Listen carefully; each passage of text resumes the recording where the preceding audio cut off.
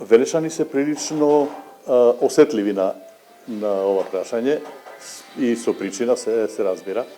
Меѓутоа, една од основните причини за вознемиреност на граѓаните, не само во Велес, туку и во Македонија воопшто, кога се работи за вакви проекти, е праксата да не ги нарекуваме работите со нивното вистинско име. Имено,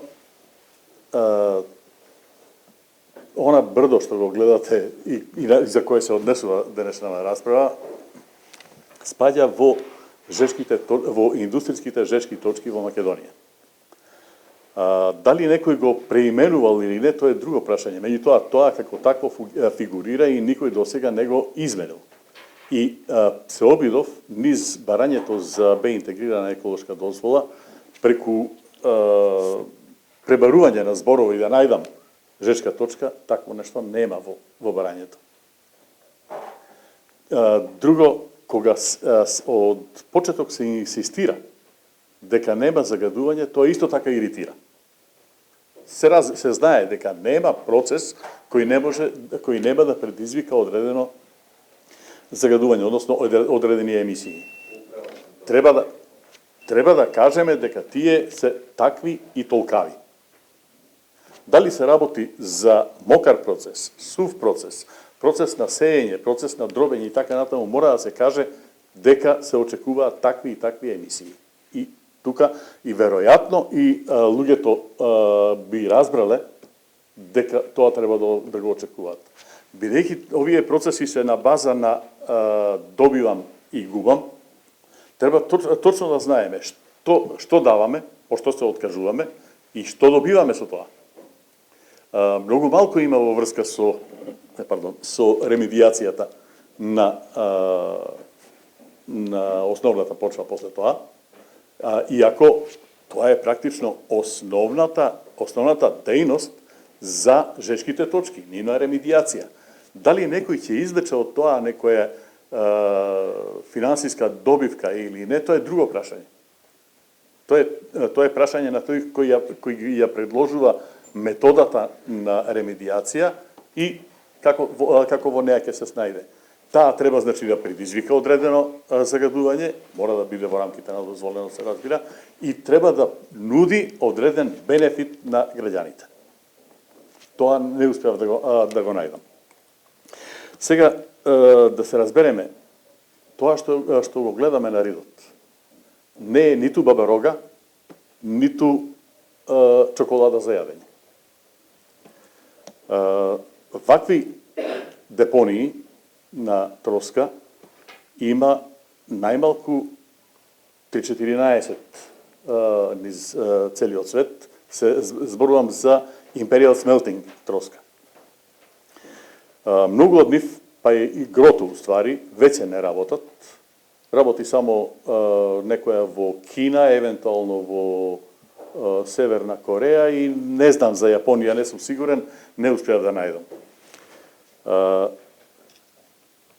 Главно, таа троска се подвргнуваше во другите топилници, во некои топилници, на велцување или фјумиговање и после тоа се одлагаше практично како неопасен отпад. Во Дуисбург, во Германија, беше пракса, после велцувањето, таа троска да се носи и во Рајна и со неа да се потполнуваат дупките кои се прават од ископ на песок. Тоа е директно во Дуисбург, знаете каде е. Во Ноел Годо во Франција и во Avonmouth во Англија, тоа е веднаш до Бристол, тај ден денес стои таму. Стои, покриена е прописно, со непропусен слој и така натаму, топсойл, односно покривка од земја е ставена и за зеленето и така стои. Ги имам овде сликите баш од Ноел Годо и од Avonmouth. Ова е, например, Avonmouth, кај што се гледа дека со зелено дека е бившата депонија за троска од Imperial Smelting. И ден денес е тука. Сега, Проблемот е во тоа што нашата троска не е подвргната на велцување или на фјумингување. Има многу шаренолик состав. Цинкот е, да речеме, од таму некаде 4-5 па до 12-13%, а може и 15% да се најде по некоја проба. Оловото се движи од 0,5 па до 4%, и не можеме да знаеме, ако е, например, некоја партија која има 4% олово и 12-15% цинк, не можеме да кажеме дека се работи за неопасен отпад. И таа мора да се третира соодветно. Мене, прво ми е тоа што во овој момент не е пристапено како кон жешка точка. Ние имаме и упатство за третман, односно за постапување со загадени локации. Тој неодамна е направен, мислам дека е објавен веќе на страната на Министерството, го работеше валјда Тауф заедно со Деконсема.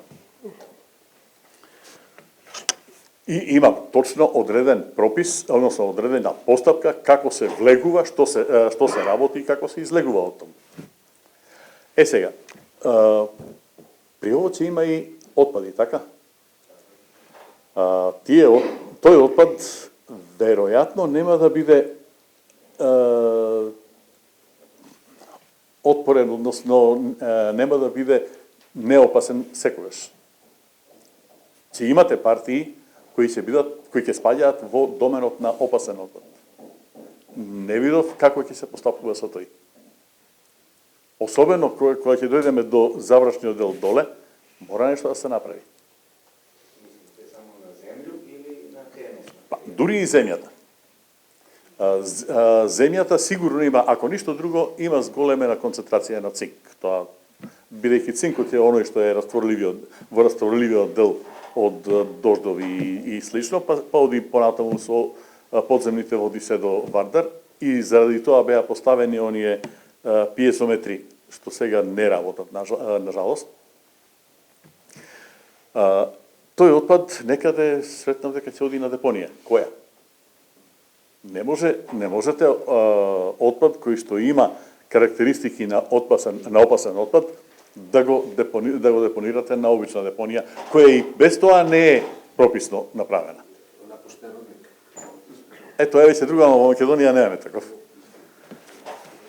Па, инаку што се однесува до мерењето на квалитетот на воздухот кога инсталацијата не работи, тоа е нормално, задолжително и добро е да го имаме, бидејќи спаѓа не во загадувањето од инсталацијата, туку во состојба на животната средина кога инсталацијата не работи. На тоа после се додаваат влијанијата од емисиите.